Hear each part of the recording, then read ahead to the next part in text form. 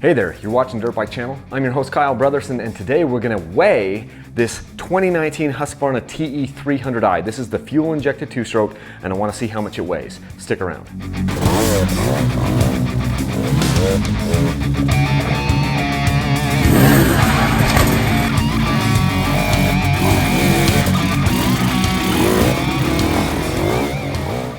Before we get too far into the video, I just want to mention that this is one of the bikes that I'm giving away with this sweepstakes that's happening between March 1st and April 30th of this year. The other bike right here in the background, this 2003 Honda CR250R project bike, is also a bike that we're giving away. All you have to do to get entered to win either one of these bikes or many other prizes is go over to dirtbikechannel.com right now. I have all the details over there, so you can go ahead and get yourself entered to win one of these two bikes or a ton of other prizes.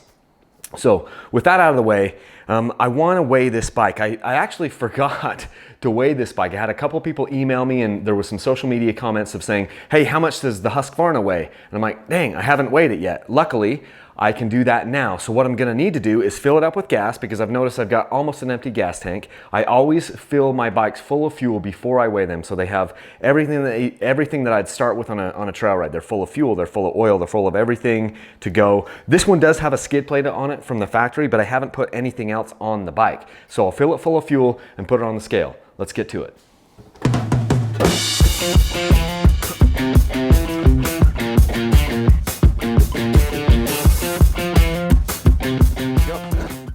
So 253.5 pounds, that's 115 kilograms. I'm a little bit surprised by this because these Huskies are consistently heavier than the KTMs. I don't know if it's just because of the subframe or exactly what it is. I mean, I know this one has a skid plate, but this thing, the 2019 KTM 300 TPI, which is sitting right there, just barely out of the frame, that was 242 pounds. And just before everyone jumps on my case, I'm fully aware that the Husqvarna has linkage, where the KTM only has PDS. They have very similar wheels, but they are different. And they have about the same amount of plastic on both bikes. I mean, obviously the subframe on the Husky is plastic, but 10 pounds? Wow. This bike is over 10 pounds heavier than the KTM. Now, it has a skid plate on it, but the skid plate weighs like a pound. I'm not exactly sure. And if I compare it to a 2018 Husqvarna TE300i, that bike, I'll roll up a picture of that. That bike was 251 pounds. So this bike is 2 pounds heavier than the 250 version of last year's model, the 2018 250i. So these, I've got a number of data points over there on the computer where I'm just looking, and the Huskies are consistently 7 to 10 pounds heavier than the KTMs.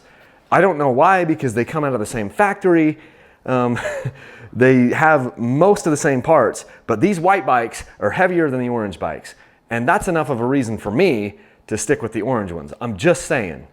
I mean, if it's the same exact bike, but one bike is 7 to 10 pounds lighter, why would I not ride the one that's lighter?